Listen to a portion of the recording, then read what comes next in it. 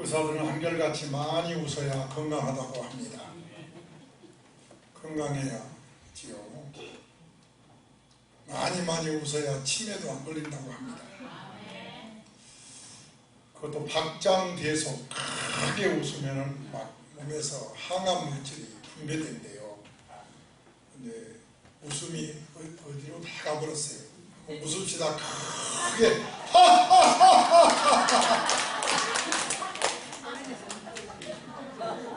웃으셨어요?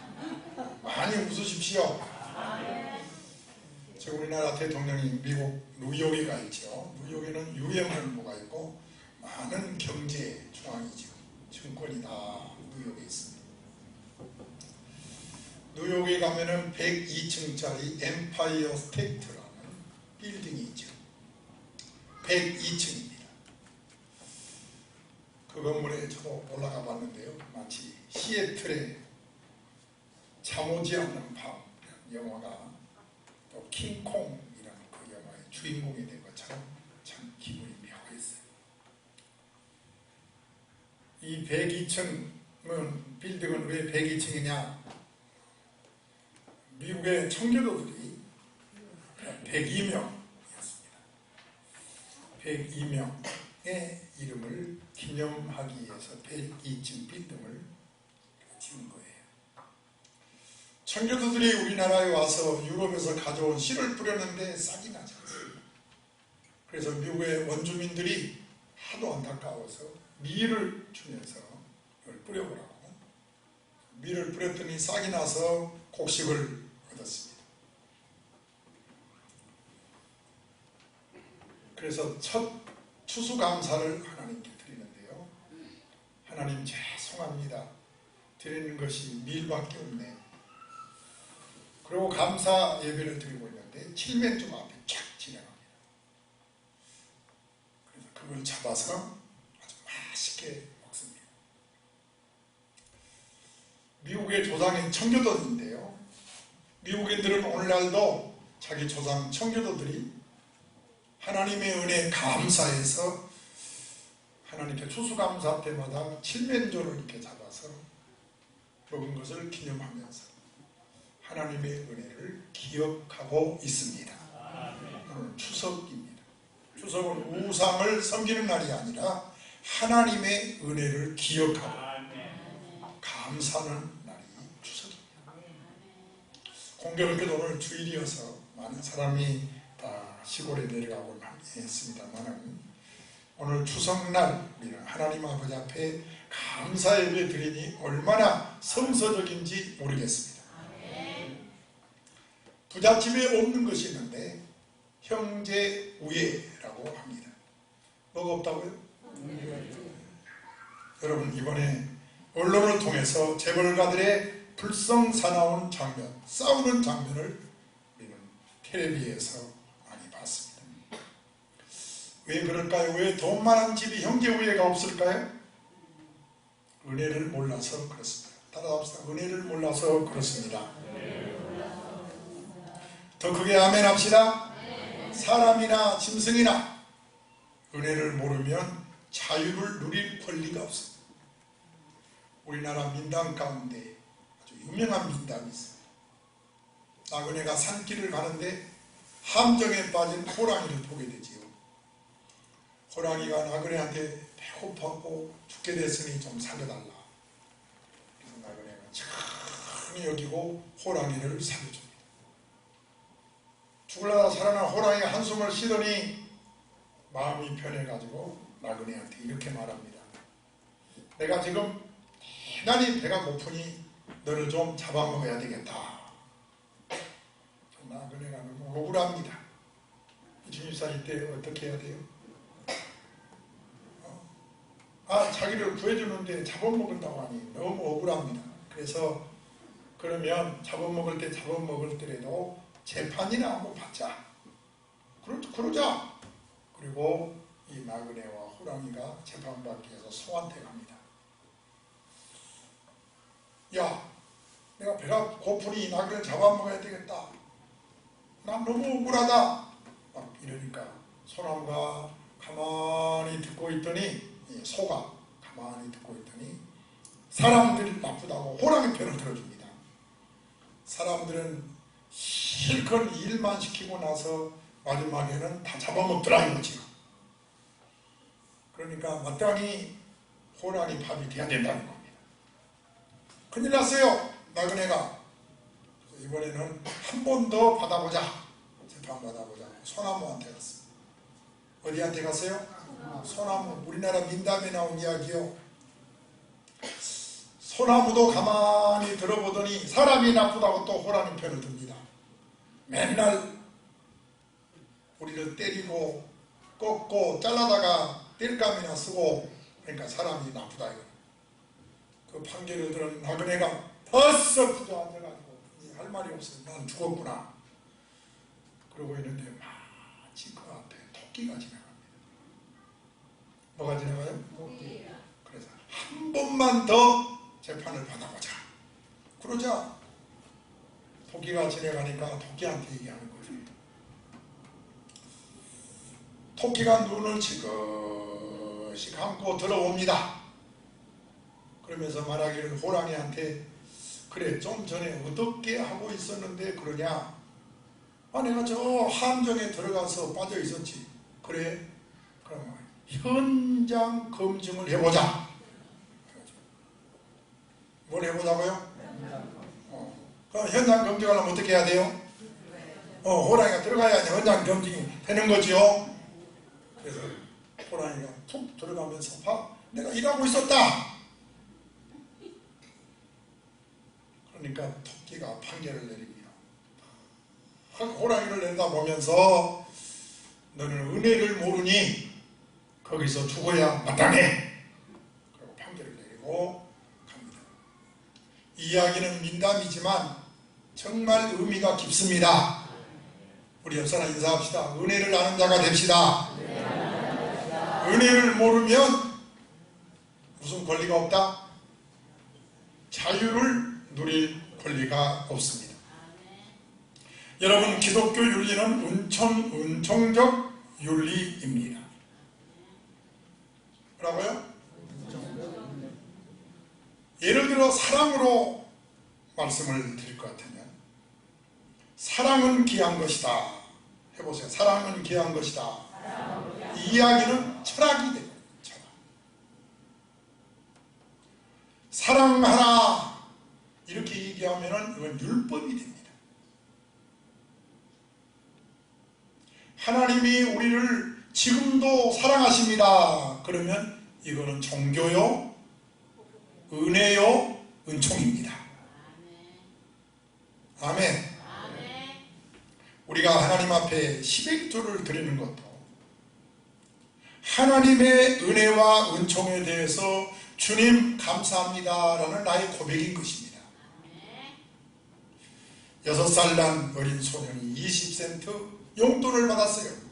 용돈을 받자마자 이 6살 난 아이가 구멍가게를 향해서 달려가니까 어머니가 불렀습니다. 불러놓고 말하기를 10의 1조 드리고 써야지. 났습니다. 큰 소리로 외칩니다. 여러분, 돈이 됐든 과일이 됐든 곡식이 됐든 우리 믿는 자는 하나님의 은혜를 기억해야 됩니다. 먼저 하나님 감사합니다 하고 드리는 것이 10의 1조입니다. 어린 소년은 하나님 것과 내 것을 구분하는 방법을 배웠습니다. 아직 경제 개념이 없어요. 재정 운영 법칙도 몰라요. 그러나 하나님의 말씀의 기본 원리, 하나님의 은총을 6살 때 배운 겁니다. 몇 살 때요? 6살 때. 훗날 이 소년은 인류 역사상 이 세계에서 제일 부자가 되었습니다. 그의 재산은 최근 20년간 세계 1위 부자로 명성을 알리고 있는 사람이 마이크로소프트 창업자인 누구요? 빌 게이츠입니다. 20년간을 부자 1등으로 나옵니다. 그런데 이분 재산보다 3배가 많습니다. 그는 10의 1조만 한 달에 계산하기 위해서 그 10의 1조만 계산하는 직원이 42명입니다. 몇 명이요? 42명의 직원은 다른 거 계산하지 않습니다. 10의 1조만 계산합니다. 그는 노벨상 수상자 89명을 배출한 시카고 대학을 설립했습니다. 수많은 병원을 세우고 학교를 세우고 연구소를 세우고 그를 통해서 복음을 전하고 세계 3,000여 곳의 교회를 세우고 선교사를 파송하고 후원을 하고 98세로 세상을 떠난 그 유명한 여러분도 잘 아는 록펠러입니다. 하나님의 은총을 아는 교회사에 빛나는 대표적인 인물입니다. 그래서 오늘 여러분에게 드릴 이 추석날, 이 주일날 전하는 말씀은 22절이 오늘 제목입니다. 따라합시다. 종되었던 것을 기억하라. 오늘 17절에도 너는 객이나 고아의 송사의 억울함을 어떻게 하지 말고 억울하게 하지 말며 또 가부의 옷을 왜요? 왜 그렇지요? 이스라엘 백성들이 애굽에서 종되어 자유 없는 삶을 객의 삶을 살았기 때문입니다. 18절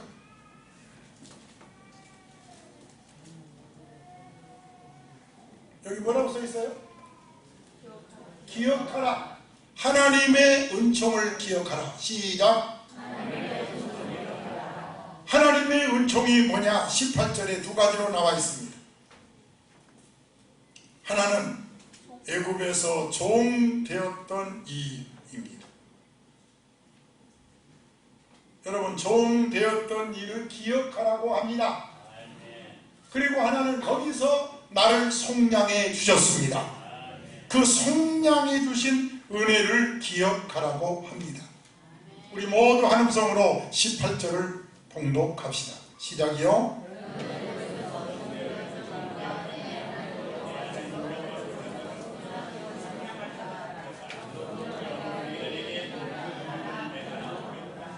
성경에 있는 거 보면 여러분의 사모에 얼마나 사모하고 있다는 정도를 아는데요.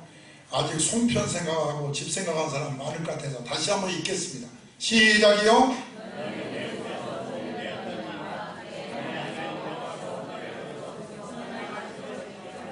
종되었던 일을 기억하라. 거기서 속량한 은혜를 기억하라. 이스라엘 사람들은 애국에서 종으로 살았습니다. 그런데 하나님의 은혜로 속량을 받았습니다. 어떻게 종되었던 곳에서 자유라고 하는 하나님의 은총을 입었습니까? 그들이 어느 정도 선행을 했기 때문일까요? 아니면 어느 정도 구제하고 금욕 생활을 하고 고행을 했을까요? 아니면 투쟁을 하고 스스로 노력했을까요? 아니에요. 전적인 하나님의 은혜입니다. 하나님의 은혜로 자유를 얻었습니다. 그래서 18절에 내 하나님 여호와께서 너를 거기서 속량하신 것을 기억하라. 이스라엘 백성 애굽에서 출애굽한 것, 자유를 얻는 것 하나님의 은혜입니다. 그 해방을 위해서 그들은 노력하는 것은 하나도 없습니다. 여러분, 출애굽기 1장 13절 14절에 이스라엘 자손에게 애굽이 일을 엄하게 시켰습니다. 어려운 노동으로 그들의 생활을 막 괴롭혔습니다. 구체적으로 말하면 흙 이기를 시키고 벽돌을 막 만들게 하고 농사일을 하고 아주 숨 쉴 시간이 없습니다. 얼마나 힘든지. 3장에 가서 보면 7절 8절에 여호와께서 모세에게 말합니다. 모세야, 내가 애굽에 있는 내 백성의 고통을 어떻게 했다? 보았다. 여러분, 지금도 주님은 보시는 하나님이십니다. 보았다. 그들이 그 감독자로 말미암아 부르짖음도 내가 들었다. 따로 들으신 하나님, 보시는 하나님, 들으신 하나님. 여러분은 성경을 잘 보십시오. 그 근심을 알고 라고 했습니다. 따라서 보시는 하나님, 들으시는 하나님, 아시는 하나님. 여러분의 형편을 아십니다. 모른다고 하지 마세요. 여러분의 눈물도 아십니다. 여러분의 아픈 상처도 아십니다. 내가 내려가서 그들을 애굽 사람의 손에서 건져내고 그들을 그 땅에서 인도하여 아름답고 광대한 땅으로 데려가려 하노라. 이 말씀은 하나님의 아주 주도적이고 창조적인 이스라엘 백성에게 자유를 주시겠다고 하십니다. 이스라엘은 스스로 자유할 수 있는 능력이 없습니다. 그대로 두면은 영구히 노예로 끝나고 맙니다. 우리는 여기서 영적으로 깨달아야 됩니다. 바로 에베소 2장 1절 2절의 말씀처럼 우리 역시 죄와 사탄의 노예였다는 사실, 여기서 여러분과 나를 구원해 주셨습니다. 자유를 주셨습니다. 우리 2절을 크게 한번 읽어볼까요? 그때에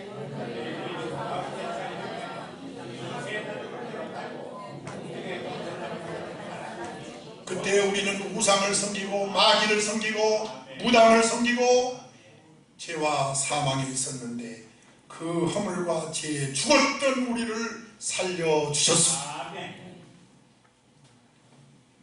여러분 모두 자유를 생각해야 합니다. 먹는다고 사람이 사는 게 아니에요. 먹고 입는 것이 최고가 아니에요. 자유를 누리고 살아야 합니다. 죄에서 자유, 사탄에게서 자유, 우리 예수 믿는 자에게 주시는 축복인 것입니다. 따라서 죄에서 자유, 사탄에게서 자유. 그래서 우리는 이사 날짜를 보지 않습니다. 결혼 궁합을 보지 않고 결혼 날짜도 보지 않습니다. 자유입니다. 자유. 이것은 큰 복인 줄로 믿습니다. 자유가 뭐예요? 술을 취하고 무절제한 생활을 하고 친구들과 휘낭락을 거리고 그걸 자유라고 생각하면 큰 착각입니다.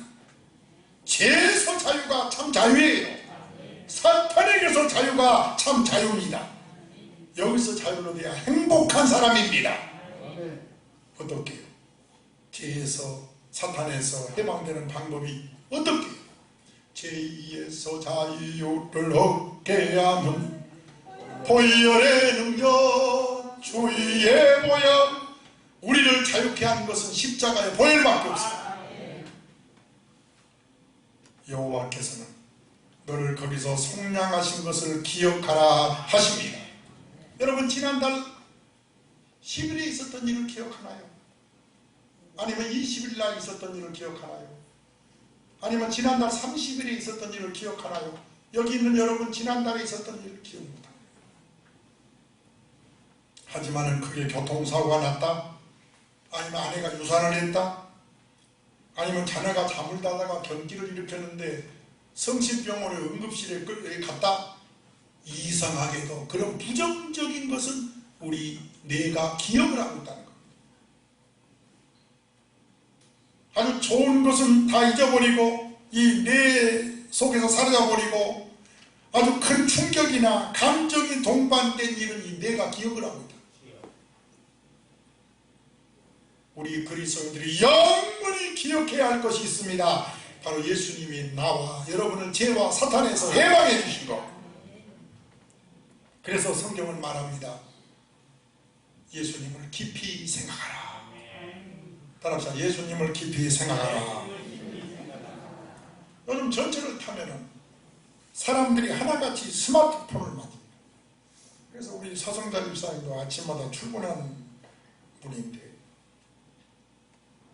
우리 집사님도 전철을 타고 스마트폰을 만질까? 그런 생각을 제가 설교 준비하다 잠깐 해봤습니다. 어떤 분은 음악을 듣겠죠. 어떤 분들은 게임을 하겠죠. 스마트폰을 가지고 어떤 분은 스포츠 중계를 보겠죠. 어떤 사람은 검색을 하겠죠. 무슨 말이냐? 따라서 상대가 없어도 잘 놀고 있다. 맞죠? 혼자 잘 놀고 있습니다. 그렇게 신날 수가 없어. 잘 놀고 있습니다. 어떤 시인이 말하기를 이 휴대폰 전화를 가진 후에 극도의 애로움에 빠졌다. 해보세요. 극도의 애로움에 빠졌다. 그렇게 고백을 했습니다. 자기가 아날로그 시대에는 이렇게 사람들을 만나서 사람들을 통해서 정을 쌓았는데 요즘은 전자기기가 그걸 대신하고 있다는 거예요. 애로울 수밖에. 가만히 돌아보니까 친구도 없어. 아무도 없어. 있는 건 스마트폰이 친구야. 병원에 가면은 수술조차도 로봇이야. 사람이 수술한 것이 아니라 로봇이 수술을 합니다. 그야말로 아바타 인생을 사는 거죠. 인간이 동물과 다른 점은 생각을 한다는 것입니다. 이 생각을 통해서 창의성이 나오고 이 생각을 통해서 행복하기도 하는 것입니다. 혼자 생각하다가 웃기도 하고 행복하고. 그런데 요즘 아이들이 생각하는 어른은 어떤지 아십니까? 아이들한테 물어보세요. 어른 하면 존경의 대상이 아닙니다. 시대에 뒤떨어진 사람, 그렇게 생각합니다. 여러분, 예수를 깊이 생각할지어다. 아멘이 적습니다. 하나님의 은총을 깊이 생각하는 여러분 되시기를 바랍니다. 그래서 하나님의 은혜를, 은총을 기억하라. 정되었던 것을 기억하라. 그곳에서 해방된 은혜를 기억하라. 그러면 하나님의 은총을 기억하고 사는 사람은 어떠냐? 이게 기독교 윤리의 기본입니다. 따라 기독교 윤리는 더 크게, 기독교 윤리는 은총적인 윤리입니다. 우리가 하나님이 무서워서 순종하는 게 아닙니다. 우리가 무슨 복을 받으려고 순종하는 것이 아닙니다. 하나님의 은혜에 감사해서 주일 성수하는 거예요. 하나님의 은혜에 감사해서 감사한금도 드리는 거지. 그러면 성경 어디 있느냐? 신명기 5장 6절에서 21절까지 상당히 깁니다마는 십계명을 주시면서 하시는 말씀인데, 나는 너를 애굽 땅 종되었던 집에서 인도하는 여호와 네 하나님이라. 나는 너희를 해방시킨 여호와이니라. 그러면서 7절에 나 외에는 다른 신을 섬기지 말아라. 그러므로 우상도 섬기지 마라. 여호와 이름을 망령되이 걷지 마라. 뿐만 아니라 안식일을 지켜라. 그리고 부모를 공경하라. 살인하지 말라. 간음하지 말라. 도둑질하지 말라. 내 이웃에 대해서 거짓 증거하지 말라. 탐하지 말라. 할렐루야. 여러분, 이 십계명의 이 윤리가 우리는 동기를 알아요. 동기. 기독교의 윤리가 왜 십계명을 주셨느냐? 우리는 해방받았고 은총을 입었기 때문이라는 것입니다. 하나님의 은혜를 입었기 때문에. 그래서 우리는 우상을 섬기지 않는 겁니다. 하나님의 구원받은 하나님의 백성이 되었기 때문에 부모에게 순종하고 공경하는 것입니다. 여러분, 효도하는 여러분이 될지어다. 그래서 이 말씀의 대전제가 종되었던 속량받은 여호와를 기억하라 하는 것입니다. 시편 1장 1절에서 2절에 보면은 복 있는 사람은 악인의 길을 따르지 않습니다. 죄인의 길에 서지를 않습니다. 오만한 자리에 앉지도 않습니다.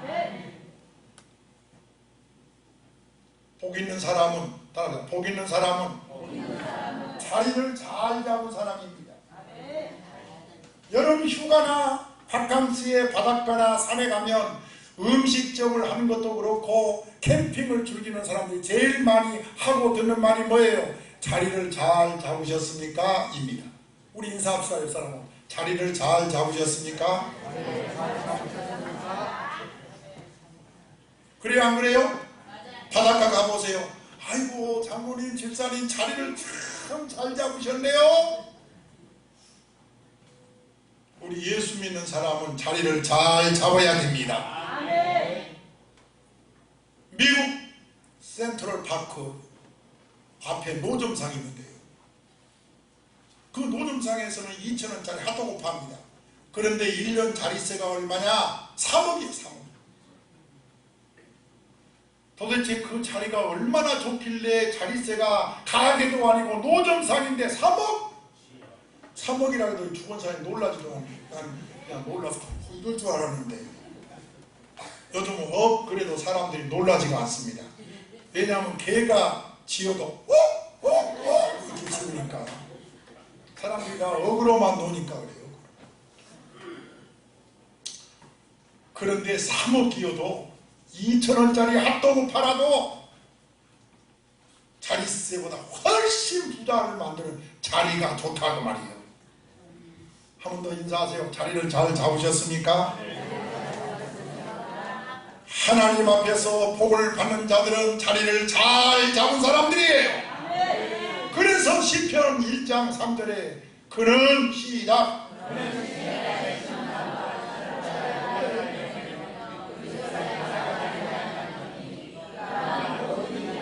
자리를 잘 잡은 성도는 잎사귀가 마르지 않습니다. 열매가 사업을 해도 그렇고 가정의 자식들 봐도 그렇고 하는 매사가 형통합니다. 우상을 섬기지 않고 하나님을 섬기는 사람은 자리를 잘 잡은 사람이에요. 그래서 인생을 나무 같다고 하지 않습니까? 나무가 줄기가 잎이 튼튼하고 열매를 많이 맺으려면 당연히 시냇가에 심어져야지요. 하나님의 말씀은 시냇가와 같은 것입니다. 오늘 그 말씀의 생수가 여러분에게 흘러가고 있는 것입니다. 여러분 여기 앉아있는 것이 자리를 잘 잡은 거예요. 하나님을 믿는 자는 반드시 천대만대 복을 받게 되어 있습니다. 왜? 자리를 잘 잡았으니까 그렇습니다. 수분이 있는 곳에서 멀어지면 잎사귀 떨어져 버립니다. 열매 맺을 수가 없습니다. 뿌리까지 말아져 버립니다. 사람들은 만사형통이란 말을 참 좋아합니다. 그러나 여러분 만사형통하기 위해서는 자리를 잘 잡아야 합니다. 좋은 자리는 시냇가에 심은 나무처럼 우상이 아닌 하나님을 잘 섬기는 자입니다. 여러분 자리를 잘 잡아야 여러분의 사업장에 여러분의 자녀들에게 여러분의 범사에 잘 되는 복을 받을 줄로 믿습니다. 아멘. 여기 잘 보십시오.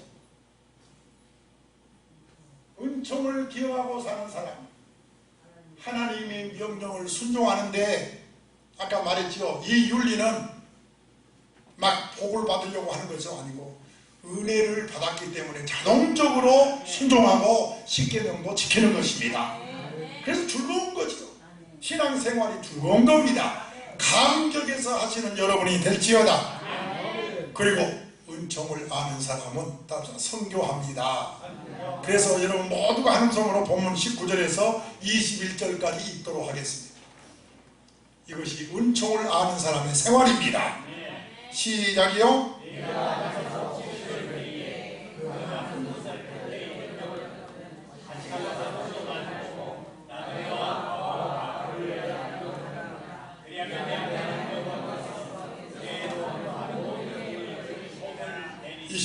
20절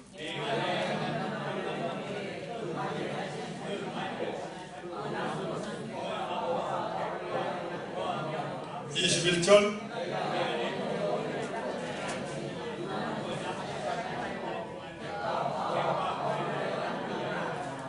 여러분 이 말씀의 의미를 잘 소화하시기 바랍니다. 한마디로 선교합니다. 은총을 아는 사람이 하는 거지. 은총을 은혜를 잃어버린 사람은 그런 관심이 없습니다. 내가 밭에서 곡식을 벨 때에 곡식을 뭐하라? 남겨두라. 어쩌다가 한 단을 모르고 왔거든 한참 가지고 가지 말고 그대로 두어라. 고아와 가부가 먹도록 해라. 이웃사랑입니다. 20절에 내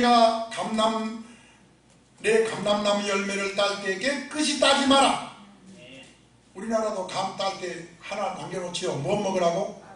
아이고 알기는 잘합니다. 불쌍한 고아와 가부와 객들을 먹도록 이웃사랑하라는 말씀이고 21절도 그렇습니다. 왜요? 내가 애굽에서 종되었던 걸 기억하라. 너도 남의 상에서 얻어먹고 살지 않았더냐? 주인이 남겨두지 않았으면 너희 먹을 것이 없어 배가 고프리하니. 내가 갑자기 옛날에 우리 할아버지 그때는 추석에 돼지고기국, 소고기국 막 수영하다가 있는지 없는지 먹은 적이 별로 기억이 없습니다. 예, 그러면 옆에서 저 뼈라도 좀 하나 놓지 라고 쳐다본 기억이 나요.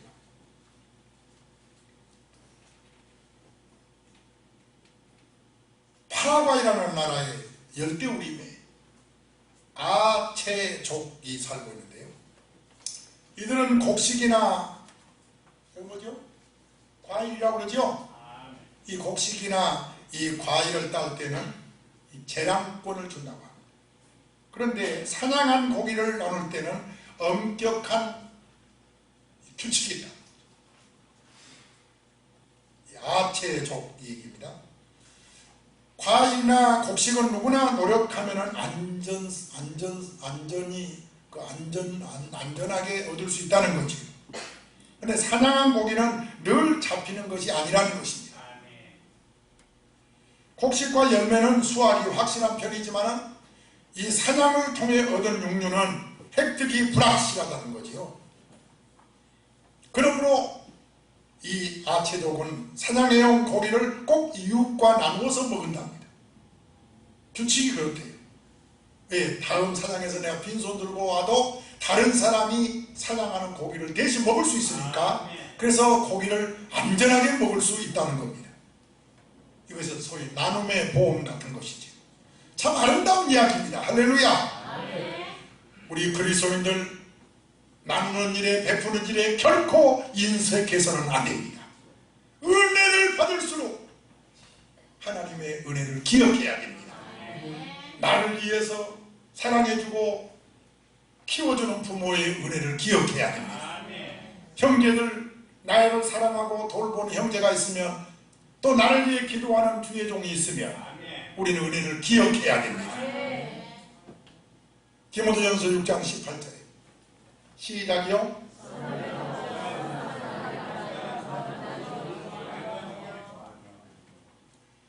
누가복음 10장 30절에서 34절까지 보면 어떤 사람이 예루살렘에서 여리고로 내려가다 강도를 만납니다.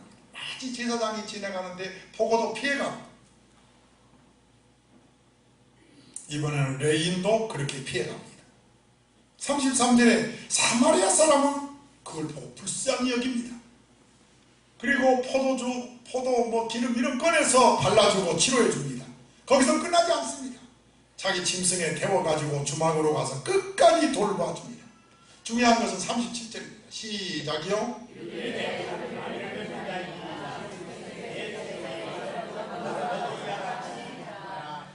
우리 예수님 말씀하시길 너도 가서 이와 같이 하라 하셨습니다.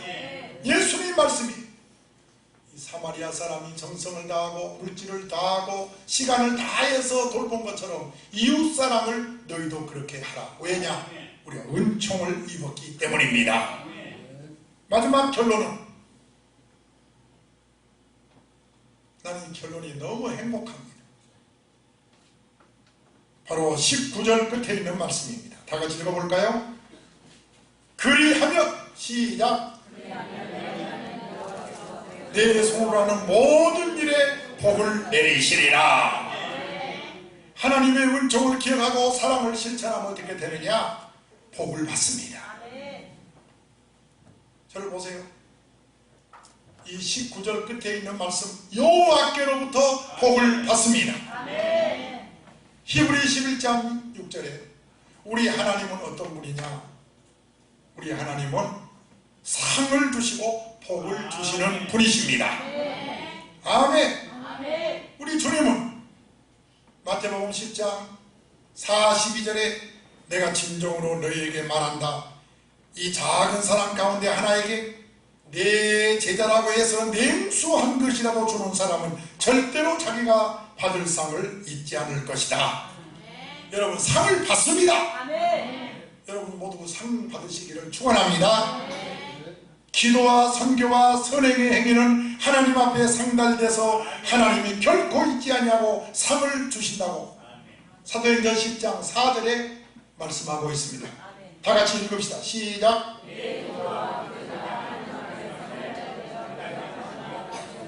여러분, 기도와 구제는 하나님 앞에 상달됩니다. 여러분이 이웃 사랑하는 것 절대로 헛되지 않습니다. 심은 대로 하나님이 그 사람에게 복을 주신다고 하였습니다. 누가복음 12장 33절입니다. 시작.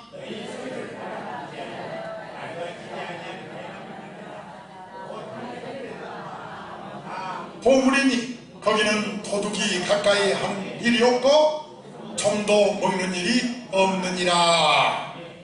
여러분, 배낭을 만들라고 했어요. 하늘나라의 배낭을 만들라. 사람들이 관악산에 올라가면서 전부 배낭 하나씩, 나는 뒤따라가지. 저 배낭 속에 뭐가 들었을까? 뒤따라갑니다. 물도 들었겠지, 사과도 들었겠지. 누구 먹으려고? 자기들 먹으려고 떡도 넣겠지, 송편도 넣고, 그러고 배낭 메고 가지. 우리는 한나라의 배낭에다가 우리는 많이 저축해야 될 줄로 믿습니다. 그런 사람에게 하나님은 상 주시는 하나님이십니다. 결론입니다. 오늘 우리는 시편 103장 2절 말씀처럼 그 모든 하나님의 은택을 잊지 말지어다. 우리 하나님의 은혜를 기억하되 종되었던 것을 잊지 맙시다. 그리고 속량 받은 것을 꼭 기억합시다. 그리고 그 감격으로 우리 모두 이웃을 사랑하시기를 바랍니다. 그걸 요즘은 선교합시다 그럽니다만은 우리 모두 선교해서 복받는 초대교인들 되시기를 주 예수의 이름으로 축원합니다. 오늘 명절에 꼭 기억해야 할 말씀으로 주신 줄 믿습니다. 기도드립시다.